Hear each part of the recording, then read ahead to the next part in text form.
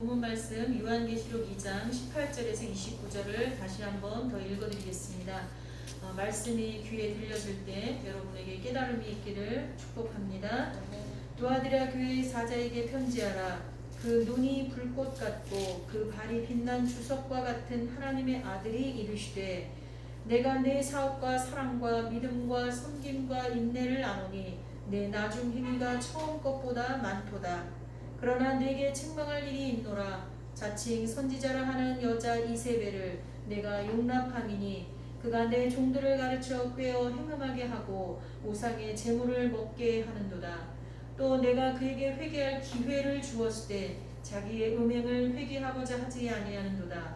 볼지어다 내가 그를 침상에 던질 것이요 또 그와 더불어 간음하는 자들도 만일 그의 행위를 회개하지 아니하면 큰 환난 가운데 던지고 또 내가 사망으로 그의 자녀를 죽이리니 모든 교회가 나는 사람의 뜻과 마음을 살피는 자인 줄 알지라. 내가 너희 각 사람의 행위대로 갚아 주리라. 두아디라에 남아 있어 이 교훈을 받지 아니하고 소위 사탄의 깊은 것을 알지 못하는 너희에게 말하노니 다른 짐으로 너희에게 지울 것은 없노라. 다만 너희에게 있는 것을 내가 올 때까지 굳게 잡으라. 이기는 자와 끝까지 내 일을 지키는 그에게 만국을 다스리는 권세를 주리니 그가 철장을 가지고 그들을 다스려 질그릇 깨트리는 것과 같이 하리라. 나도 내 아버지께 받은 것이 그러하더라 하니라. 내가 또 그에게 새벽벌을 주리라. 그 있는 자는 성령이 교회들에게 하시는 말씀을 들을지어다. 아멘. 아멘. 요즘 하는 어떤 드라마에서 성당에 다니는 몇몇의 성도들과 수녀님들이 둘러앉아서 성경 공부 모임을 갖는 장면이 자주 나오는 것을 보았습니다. 천주교도 성직자들이 아닌 일반 성도들을 대상으로 성경 공부한다는 것을 알고는 있었지만 직접 보니까 조금 낯선 장면이었습니다. 제가 어릴 때 신앙생활 할 때는 천주교에는 그 일반 성도들을 대상으로 성경 공부하는 그런 시간들이 없었거든요. 그래서 참 요즘에는 천주교도 그렇고 불교에서도 그룹 성경 공부가 아니라 불경 공부를 하더라고요. 이게 참 시대가 이 다원화가 되다 보니까 이쪽 종교가 가지고 있는 것들을 다른 종교가 이렇게 가지고 하기도 하고 다 이렇게 섞여지는 모습을 볼 수가 있습니다. 그런데 그 성경 공부 모임에 참석하는 그 몇몇의 사람들은 우리나라 상위 1% 정도에 속하는 아주 부유한 사람들이었습니다. 그래서 사실 헬리콥터 정도만 빼고는 다 가졌다고 그렇게 말들을 하더라고요. 그러니까 비행기 정도, 개인 비행기 정도 빼고는 다 가진 거예요. 그러니까 그런 사람들이 모여서 성경 공부를 하는데 그렇게 성경 공부까지 할 정도면 그래도 나름 하나님에 대한 사랑과 신앙에 대한 열정이 있다고 생각되지 않습니까? 그런데 거기에 모인 사람들은 그렇다고 보기에는 다소 문제가 있었습니다. 왜냐하면 그 그룹 멤버 중 한 자매가 가정을 가진 사람이었음에도 불구하고 그 모임 속에 속한 다른 자매의 남편과 불륜 관계에 있었습니다. 모일 때마다 성경 공부가 끝나고 나면 이 여자는 자기 불륜남에 대해서 자랑을 막 하는 거예요. 그리고 그 불륜남의 부인이 얼마나 미친 여자인지 모른다. 그래서 나는 그 남자를 구해주고 싶다. 그럼 나머지 여자들이 그럼 자기 남편하고는 이혼할 거야? 미쳤어? 내가 왜 이혼을 해? 뭐 이런 식의 대화들이 오고 갑니다. 그리고 자기 가족들과 세상 사람들에 대한 세상에 대한 불평, 불만, 험담이 이어집니다. 이들이 과연 예수님에 대해 그리고 그분의 말씀에 대해 배우면서 제대로 된 성도가 되고자 하는 사람들이라고 볼 수 있겠습니까? 이 모임은 우리 기독교의 그 많은 교회들의 그룹 모임, 그러니까 뭐 목장이라든가 구역이라든가 감리교에서는 속해져. 그런 모임에서도 가끔 드러나는 모습이기도 합니다. 비록 드라마지만 오늘날 성당이든 교회든 그리스도인들의 현 주소를 꼬집고 있는 모습이라고 느껴져서 마음이 씁쓸했습니다. 뿐만 아니라 이러한 모습은 1세기 소아시아에 있었던 7교의 성도들의 모습과도 참으로 비슷한 면이 많이 있습니다. 특히 에베소 교회와 오늘 본문에 나오는 두아디라 교회의 성도들은 균형이 깨진 이중적인 신앙생활을 하고 있었다는 점에서 현대의 그리스도인들과 우리 현대의 성도들과 너무나 많이 닮아 있습니다. 오늘은 이것에 대해서 말씀을 전하면서 우리가 무엇을 회개해야 하고 돌이켜야 하는지, 그리고 우리를 향하신 하나님의 사랑과 계획이 어떠한지에 대해서 깨닫고자 합니다. 두아디라 교회는 환경적으로 앞서서 공부한 서머나 에베소, 버가모처럼 큰 도시는 아니었습니다. 제가 예배가 끝나고 나면 단톡에다가 이 교회들이 위치해 있었던 지리적인 것을 올려드리도록 하겠습니다. 지금은 터키 지역에 주로 다 많이 있거든요. 근데 이 지역들을 보면 에베소 교회부터 오늘 두아디라 교회까지 여러분들이 말씀을 들으면서 아, 이곳에 위치해 있었구나 하고 대충 알 수가 있습니다. 이 두아디라는 이 세 개의 도시들처럼 큰 도시는 아니었지만 그 세 개의 도시 중에 버가모라는 도시가 옛날 그 무시아 지역의 수도였었는데, 그 버가모 지역이 대부분 수도들은 천연적인 그 방어 요새를 갖추고 있지 않습니까? 옛날에는 다 전쟁을 통해서 남의 나라 땅을 점령하고 막 나라를 확장해가는 그런 시대였기 때문에 굉장히 그 수도는 방어적 요새가 잘 갖춰져 있는 곳을 수도로 선정을 하는 경우가 많았어요. 근데 이 버가모는 그렇지가 못했습니다. 근데 그래서 내륙에서 쳐들어오는 적들의 침입을 막을 수가 없었기 때문에 이 두아디라라는 버가모에 오기 전에 내륙에서 침입해 올 때 버가모 지역에 오기 전에 거쳐야 되는 두아디라 지역에다가 수도 방위대를 항상 주둔시켰어요. 그러다 보니까 이 두아디라는 크기는 작은 도시였지만 번창하게 되었습니다. 사람들의 왕래가 많다 보니까 그리고 그것만이 아니라 이 지역은 염색 산업이 염색하는 거 알죠? 그게 굉장히 성행했던 도시입니다. 그래서 이들은 이 사업을 잘 하기 위해서, 이 산업을 잘 발달시키기 위해서 동업조합들을 만들었어요. 조합들을 많이 만들었어요. 그래서 서로 협력을 하게 되었습니다. 근데 이렇게 해서 만들어진 조합들이 어떤 역할까지 했냐면 친교 역할까지 하게 된 거예요. 그러니까 사업과 친교를 동시에 할 수 있는 조합들이 성행하게 되었다는 거죠. 근데 사람이 모이면 선한 일도 하지만 반면에 어떠죠? 악한 일들을 더 많이 하는 경우가 많잖아요. 그렇죠? 이들도 마찬가지였어요. 그 지역에서 이 자기들의 사업을 번창하기 위해서 만들었던 조합이지만 친교를 하면서 동시에 에베소나 서머나나 버가모에서 유행했던 우상을 같이 숭배하게 되었어요. 같이 모여서 공동적으로 죄를 범하게 되었다는 거예요. 그들이 앉아서 먹는 음식은 신전에 바쳐진 우상 제물이었고, 그 제물만 먹는 것이 아니라 사실 신약에 와서는 예수님께서 모든 음식은 다 하나님께로부터 나온 거기 때문에 선한 거예요. 우리 먹을 수 있어요.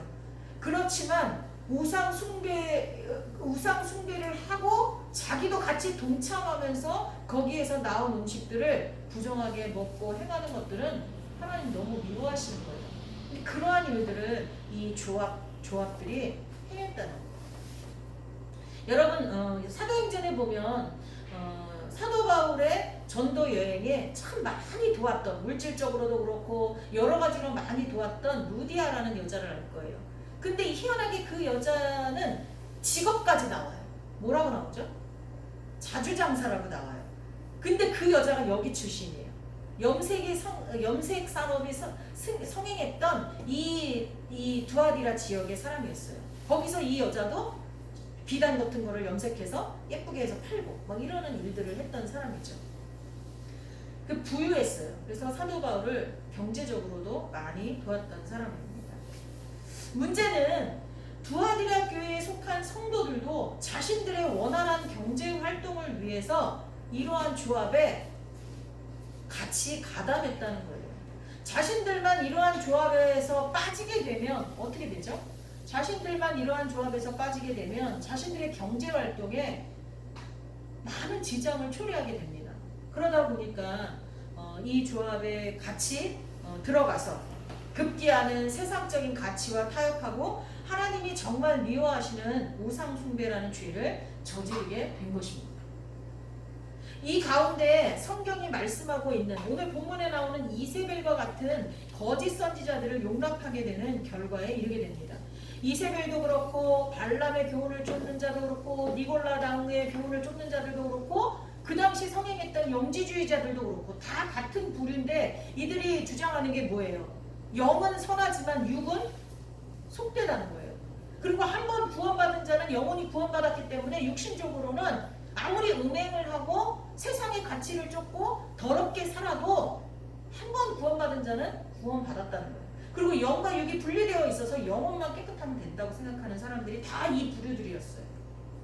우리도 이 땅에 육신을 가지고 살면서 이 육신은 세상의 가치를 쫓고 세상과 동일하게 똑같이 살아가면서 나는 구원받은 자다, 나는 영원히 깨끗한 자다, 이렇게 혹시 이들과 같은 생각을 갖고 있지는 않은지 점검해 볼 필요가 있다는 것입니다. 두아디라는 이것을 받아들였어요. 그리고 많은 성도들이 여기에 넘어갔습니다. 왜냐하면 타협을 해야 됐거든요. 자기들의 경제활동이 지장이 없으려면 조합에 가입을 해야 됐고 조합에 가입을 하면 조합 사람들이 추구하는 삶의 형태를 똑같이 따라가야 됐기 때문입니다. 하지만 두아디라 교회 성도들 전체가 그런 것은 아닙니다. 소수이지만 이세벨의 교훈을 쫓지 않고 온전히 하나님의 말씀대로 살아가는 사람들이 있었습니다. 24절에 보면 두아디라에 남아있어 이 교훈을 받지 않는 이세벨의 교훈을 받지 않는 소위 사탄의 깊은 것, 사탄이 하나님을 믿는 백성들을 꼬여서 넘어뜨리고 자기 혼자 지옥 가는 것이 아니라 누구라도 더 끌고 가려고 하는 그 속셈, 거기에 넘어가지 않는, 알지 못한다는 건 넘어가지 않은 그런 성도들에게 말하노니 내가 다른 짐을 너희에게 더 얹어주지 않겠다는 거예요. 그냥 지금 너희들이 너무 잘하고 있다는 거예요. 그것만 끝까지 내가 올 때까지 지키라고 말씀하는 것입니다. 여기에 대표적인 사람이 아까 말씀드렸던 루디아예요. 온전히 믿음을 지키며 신실한 신앙생활을 하고 있는 사람들이 있었다는 거예요. 지금 그리고 이들에게 하신 주님의 말씀, 내가 너희에게 더 큰 짐을 지어주지 않고 지금만 같아라. 내가 올 때까지 끝까지 이것만 붙잡아라. 여러분 얼마나 귀한 칭찬입니까? 우리 그거 듣고 싶지 않습니까? 너희 진짜 지금 잘하고 있어. 이 마지막 때에 너 정말 잘하고 있어. 더 이상 내가 바랄 게 없어. 지금하고 똑같이만 해. 그 말씀을 주님이 지금 저와 여러분에게 주신다면 더 이상 우리는 바랄 게 없을 것만 같습니다. 그러나 두아디라 교회 성도들의 대다수가 회개하라는 경고를 듣고 있다는 것에 대해서 우리는 주목해야 합니다. 오늘날 코로나로 인해서 많은 성도들이 하나님 앞에 나와 예배하는 그 자리를 떠났습니다. 서구의 많은 교회들이 텅텅 비었다고 우리가 그것을 보면서 안타까워하고 우리도 그렇게 될까봐 내심 고민했는데 이제 우리도 그렇게 됐어요. 10%밖에 예배에 참석하지 못한다. 이제 조금 20%, 30% 점점 늘어가고는 있지만 아직도 대다수의 많은 사람들은 하나님 앞에 온전한 예배를 드리지 못하고 있습니다. 이거는 나와서 대면 예배를 드리느냐 온라인으로 예배를 드리느냐의 문제가 아닙니다. 아마 자기 양심이 알고 있을 겁니다. 내가 그래도 하나님 앞에 나와서 주일 오전 예배, 오후 예배, 수요 예배, 새벽 기도회 이렇게 드리고 있을 때와 그나마 한 번 드리던 주일 예배조차 내가 혼자서 예배를 드리고 있을 때는 많은 차이가 있다는 것을 느낄 거예요. 아무리 자기가 자기 자신을 합리화하려고 해도 안 되는 그게 무엇인가 있습니다. 두아디라 교회는 에베소 교회가 첫사랑을 잃어버린 대신 거짓 선지자들을 끝까지 물리친 것과는 대조되게 기독교의 3대 덕목인 믿음, 소망, 사랑을 잘 지키고 실천한 그런 교회였습니다. 에베소는 첫사랑을 잃어버렸어요. 사랑의 헌신이 없었어요. 그래서 주님 앞에 꾸중을 들었지만 반대로 두아디라 교회는 아니에요. 사랑을 실천하고 섬김을 하고 다른 사람에게 봉사하고 그리고 인내한다는 건 뭐예요? 소망을 얘기해요. 천국에 대한 소망을 가지고 나에게 닥쳐오는 모든 고난을 잘 이겨냈다는 거예요. 그런 것에 대해서는 너무나 잘했어요. 그리고 그게 처음보다 점점 잘해갔다 그랬어요. 성숙해갔다고. 그래서 예수님 앞에 칭찬을 들었어요. 그런데 문제는 이세벨이라고 하는 거짓 선지자를 용납했다는 거예요. 여기서 이세벨이라는 거짓 선지자, 여기에 대표되는 건 뭐냐? 육신을 내 마음대로 원하는 대로 사는 거예요. 여러분, 음행, 간음 이것만 얘기하는 게 아닙니다. 나의 마음과 정신은 하나님께 둔 것 같지만 실제적인 내 삶의 모습은 내가 원하는 대로 산다는 거예요. 그게 바로 이세벨이라는 거짓 선지자를 용납하는 것입니다. 20절에서 23절에 보면 그러나 내게 책망할 일이 있노라 자칭 선지자라 하는 여자 이세벨을 내가 용납함이니 그가 내 종들을 가르쳐 꾀어 행음하게 하고 우상의 제물을 먹게 하는도다. 사실 책망을 받은 많은 교회들은 모두 회개할 것을 촉구받았지만 온전한 회개를 했을 경우에는 하나님께서 용서하시고 상급을 주시겠다고 말씀하셨어요. 여러분 앞에 다시 한번 집에서 찾아보세요.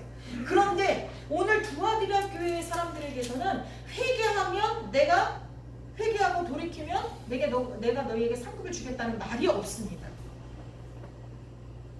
하나님은 당신의 자녀들에게 징계를 하실 때에도 정말 미워서 하는 것이 아니라 너무나 사랑해서 자식 잘 되라고 하는 그 부모의 심정과 같은, 아니 그보다 더 큰 하나님의 사랑이 그 안에 있었습니다.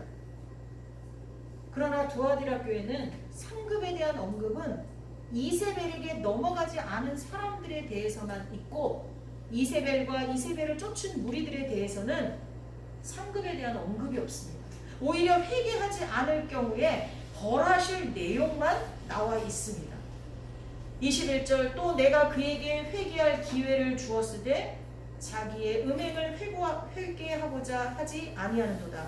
볼지어다 내가 그를 침상에 던질 것이요. 침상에 던진다는 것은 질병에 빠지게 한다는 것입니다. 사실 모든 질병이 하나님의 벌로 이루어진 건 아니에요. 우리가 육체를 잘못 관리해서 질병이 온 경우도 있고요. 하나님이 우리를 보석같이 정금같이 온전하게 하기 위해서 나를 단련하시는 도구로 질병을 줄 때도 있습니다. 그러나 꼭 알아둬야 될 것은 그 질병 가운데 하나는 하나님의 엄청난 징계로 오는 것도 있다는 것입니다. 오늘 여기에 내가 그를 침상에 던진다. 침상에서 못 일어나게 한다는 거예요. 그와 더불어 간음하는 자들도 만일 그의 행위를 회개하지 아니하면 어떻게 한다는 거예요? 큰 환난 가운데 던지고 23절 더 무섭습니다. 또 내가 사망으로 어떻게 한대요? 그의 자녀를 죽이겠다는 거예요. 그 하나님의 징계가 나한테서 끝나는 게 아니라 내 자녀에게까지 하나님의 징계가 간다는 것입니다. 나 하나 잘못되는 것으로 끝나면 그래 내가 잘못했으니까 내가 벌받고 말지 할 수도 있지만 그 징계가 내 자녀들한테도 간다는 것입니다. 모든 교회가 나는 사람의 뜻과 마음을 살피는 자인 줄 알리라 그랬어요. 옛날 사람들은 이 사람의 뜻 할 때 이 사람의 뜻을 우리의 심장을 얘기합니다. 심장이 아니고 심장. 그리고 마음은 심장. 그건 뭐냐? 여기 처음에 두아디라 교회에 나타난 하나님의 모습이 어떻습니까? 불꽃 같고 눈이 불꽃 같다 그랬어요. 꿰뚫어 보는 거예요. 뭐든지. 사람은 그 속, 다른 사람의 속을 다 알 수 없어요. 근데 하나님은 불꽃 같은 눈으로 꿰뚫어 보신다는 거예요.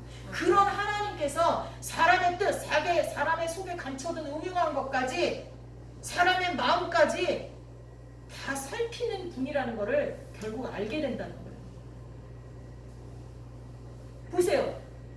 회개하고 돌아와도 뭘 주시겠다는 칭찬이 없어요. 오히려 어떠냐면 오히려 다른 교회와는 다르게 하나님의 심판이 문 밖에 와 있다는 그 엄청난 무서움이 이 안에 서려 있습니다. 왜 그런 줄 아십니까?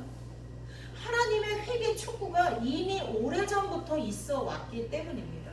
21절에 또 내가 그에게 회개할 기회를 주었을 때 이렇게 말씀하신 기회를 주다라는 것은 헬라어로 에도카인데 이거는 과거부터 지금 현재까지 동작을 계속 이어져 왔다라는 뜻이에요.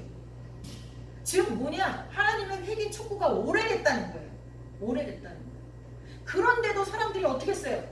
돌이키지 않는다는 거예요. 이세벨은 이세벨대로 계속 죄를 짓고 이세벨을 쫓는 무리들도 계속해서 그렇게 하고 있다는 거예요. 그래서 그동안은 성도를 책망하실 때조차 그 안에 하나님의 사랑이 담겨 있었는데 오늘 두아디라 교회에서는 하나님의 사랑보다는 심판이 더 가까이 와 있음이 느껴집니다. 이렇게 회개하지 않을 경우에 내려질 벌이 섬뜩할 정도로 강조된 것은 사랑과 은혜와 인내가 온 우주를 덮고도 모자랄 만큼 크신 하나님이지만 그 끝은 있다는 것을 환기시키는 것입니다. 여러분, 하나님이 우리를 향해 참아주시지만 그 끝이 있습니다. 마지막 때에 예수님은 더 이상 용서의 하나님으로 오시지 않습니다. 그때 예수님은 심판주로 오십니다. 심판주. 때문에 우리는 하나님이 주시는 회개의 기회를 놓치지 말아야 할 것입니다. 그분은 지금도 우리를 향해 회개하고 돌아오라고 하시면서 기다리고 계십니다. 오늘 이 시간이 예수님의 기다림의 시간의 끝이 아니길 간절히 소망합니다.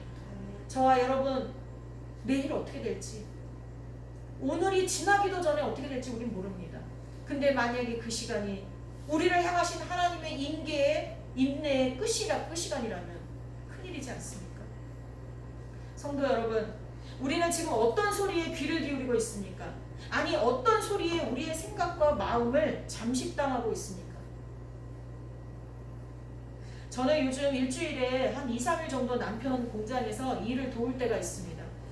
그때 기계들이 돌아가는 소음이 너무 커서 다른 소리가 전혀 들리지 않는 것을 경험합니다. 그런데 중요한 것은 그 다른 소리가 외부에서 들리는 소리만이 아니라 내면의 소리까지 차단한다는 것입니다. 이렇게 육체적으로 일을 하니까 잡생각이 안 들어서 너무 좋기는 한데 내 안에서 주님이 말씀하는 소리도 잘 들리지 않는다. 그리고 성도들의 아우성, 나를 위해서 좀 더 기도해 주세요. 내가 지금 자꾸만 주님과 멀어지고 있어요. 라는 소리도 잘 안 들려요. 그 커다란 기계 소리가 제게 들리는 모든 소리를 차단할 때가 종종 있다는 것을 느낍니다. 그 순간만큼은 제가 그 기계 소리에 잠식당했다는 것을 깨닫게 됩니다. 혹시 저와 여러분, 하나님께서 우리에게 애타게 회개하고 돌아오라는 소리를 듣지 못할 만큼 세상의 어떤 소리에 잠식당하고 있지는 않습니까? 여러분 아침에 눈을 뜨면 제일 먼저 여러분의 마음을 두드리는 소리가 무엇입니까? 여러분이 잠자리에 들기 전에 여러분의 가슴과 저 심장 끝까지 나에게 들리는 소리가 무엇입니까? 오늘 두아디라 교회 성도들은 신앙적으로 모범적이고 열심적인 모습을 취하고 있는 면이 있었지만 반대로 다른 한편으로는 경제적 이권을 계속 쥐기 위해서 우상을 섬기고 있었습니다. 완전히 양다리였습니다. 그들은 신앙적으로 성실한 면을 가지고 있었습니다. 사랑하고 섬기며 봉사했습니다. 그게 점점 자라갔어요. 그래서 주님께 칭찬도 들었어요. 그러나 세상과의 관계 속에서 살아가는 데 있어서는 타협주의적인 자세를 취한 전형적인 교회였습니다. 이 모습은 오늘을 살아가는 우리와 너무나 닮아 있지 않습니까? 우리도 어느 한편에서는 남들보다 사랑을 더하고 이웃을 섬기고 천국을 소망하면서 살고 있다고 생각합니다. 그러면서 우리는 세상 사람과 구별된 선택된 자들이다, 구원받은 자들이다 안심을 합니다. 여러분 교회는 왜 나오십니까? 좋은 얘기 듣고 마음의 정화를 하려고 오십니까? 아니면 예수님을 정말 사랑해서 내가 내게 주신 모든 생명과 시간과 모든 것들에 감사해서 그래도 일주일에 한 번이라도 나와서 예배드려야지 하는 마음으로 오십니까? 아니 매일매일 예배드리지만 그래도 한 주간은 성도들과 함께 모여서 교제하면서 예배드려야지, 축제적인 예배를 드려야지 하는 마음으로 오십니까? 어찌됐든 외적으로 그러한 모습을 갖추고 있어도 만약 우리의 내면이 우리들의 가치와 미래에 대한 계획과 현재의 삶의 태도가 이것과 전혀 딴판이라면, 세상 사람들과 똑같은 꿈과 야망을 가지고 그들과 똑같은 선택을 하면서 살아가고 있다면 우리가 과연 올바른 그리스도인이라고 할 수 있겠습니까? 우리의 신앙은 결코 어느 한쪽으로 치우쳐서는 안 됩니다. 이서무하르에 보면 이런 얘기가 나와요. 제가 정확하게 기억은 못하지만 두 마리의 양이었는지 뭔지 그 짐승이 생각이 안 나요.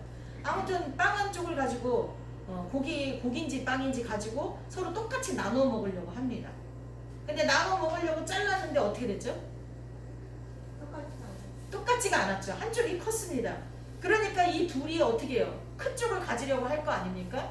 근데 지나가다가 여우가 그걸 보고 어떡합니까? 내가 똑같이 나눠주겠다라고 하죠. 그리고 어떻게 해요? 큰 쪽을 한 입 베어뭅니다. 근데 여우가 워낙 영악해서 얘하고 똑같이 될 만큼 딱 먹으면 어느 정도 먹으면 되는지 알면서도 어떻게 해요? 조금 더 베어물죠. 그리고 이제 똑같지? 그러니까 어떻게 해요? 누가 봐도 안 똑같아요. 여우가 베어물은 쪽이 작아요. 그러니까 이거는 이쪽이 작잖아 그래요. 그러니까 또 여우가 어떻게 해요? 이 조금 더 큰 쪽을 한 입 베어물어요. 근데 이번에도 어떻게 해요? 조금 더 많이 베어물죠. 그래서 점점 그러다가 남은 게 결국 없어져서 그 조금이라도 더 먹으려고 싸우고 있던 그들은 구경도 못하게 되는 그 이야기가 있지 않습니까? 아이들이 다투고 있습니다. 이걸 본 엄마가 그 생각이 퍼뜩 나서 똑같이 해봅니다. 나중에 아이들은 엉엉 물어버리고 우리 거 다 먹었잖아 엄마가 그럽니다. 어느 한쪽으로 치우쳐서 균형이 깨지면 그것은 마귀에게 기회를 주는 것이 됩니다. 우리는 철저하게 진리 안에서 믿음을 지킴으로 하나님을 기쁘시게 하고 하나님과의 교제에 틈이 없어야 돼요. 에베소 교회처럼. 또 다른 한쪽으로는 하나님을 신뢰하는 그 믿음 안에서 사랑과 섬김과 천국에 대한 소망과 믿음을 삶 속에서 실천하면서 살아야 돼요. 우리의 믿음과 행위가 어느 한쪽으로 치우치면 안 된다는 거예요. 그러면 여우에게 기회를 주는 거예요. 만약 올바른 교리가 무너진 상태에서, 즉 진리가 변질된 상태에서 아무리 많은 사랑의 실천과 봉사와 천국에 대한 소망을 가지고 믿음 생활을 한다고 해도 그것은 사람의 깊은 뜻과 마음을 꿰뚫어 보시는 불꽃 같은 주님의 눈앞에서 모두 들통이 납니다. 선한 일들을 통해서 드러내려는 우리의 의와 교만이 주님 앞에서는 감추어질 수 없습니다. 하나님 없이 선한 일들을 하는 사람들, 내가 하나님을 믿는다고 하지만 나의 의를 드러내고 내가 이 정도 해! 라고 교만한 마음으로 선한 사업을 하는 사람들은 모두 다 하나님 앞에 들통난다. 그런데도 우리는 정신을 차리지 못합니다.